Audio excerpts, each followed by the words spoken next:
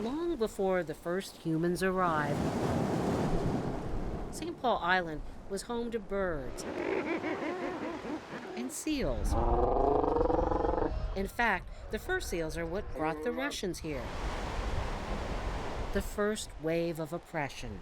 In the late 1700s, they captured natives from nearby islands and brought them here as slaves to slaughter and skin the seals. The next wave of exploitation? 1867, when the United States bought Alaska from the Russians. The forced labor continued, eventually under strict federal control. Even today, so many strands of history intermingle, like the hymns sung in this church. Some in English, some in Russian, and even Aleut, the name the Russians gave to the islanders and their language.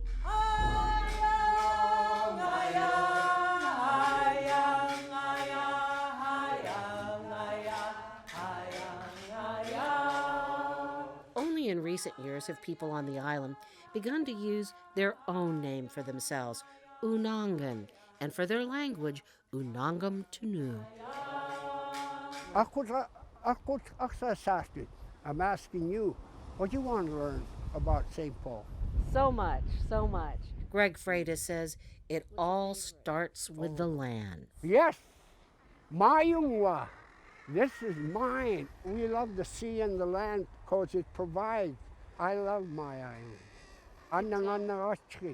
It lets me be who I am. The land and the language. It's our identity, Rhonda. It's our identity. It's who we are as a people. An identity Greg has fought all his life to keep, from the time he was in school and forbidden to speak his language. As a kid, you were threatened with punishment. Yes. How did you find the courage to stand up to that? Anang. Angunako. What I am is very big. Nobody will change me.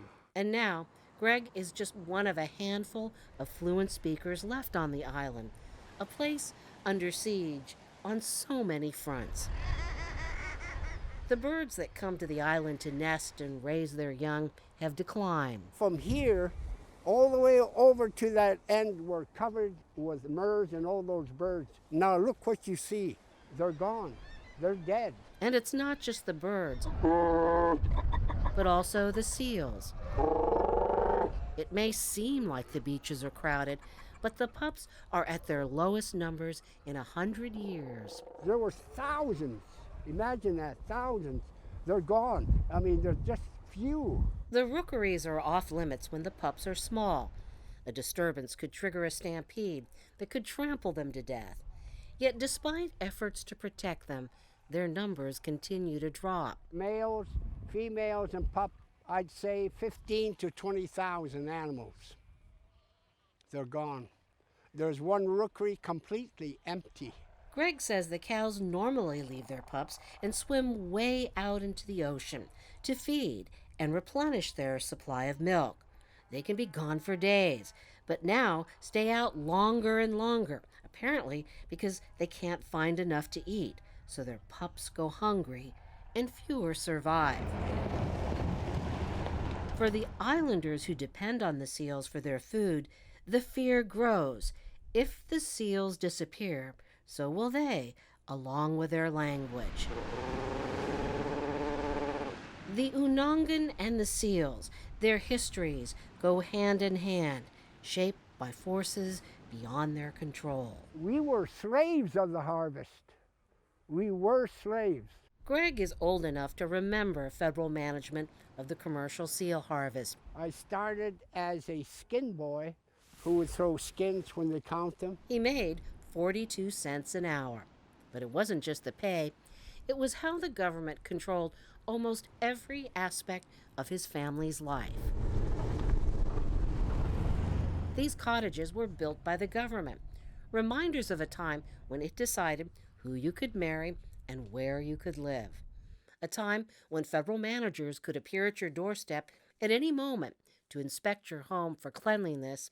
They even screened the mail. It was miserable. It was fear putting them. Don't do this, don't do that. And don't speak your language.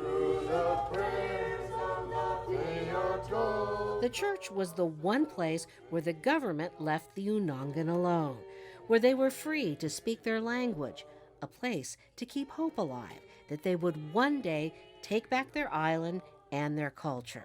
At last, they've begun to do that.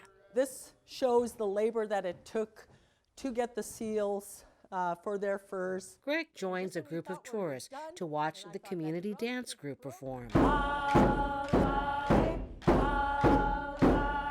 They keep time with Lapotkin, the shoulder blades from seals.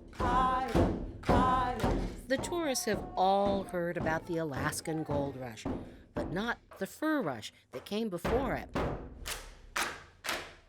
And although the struggles of the Unangan and their language are far from over, there is still much to celebrate. They are no longer slaves of the harvest, but now masters of their future.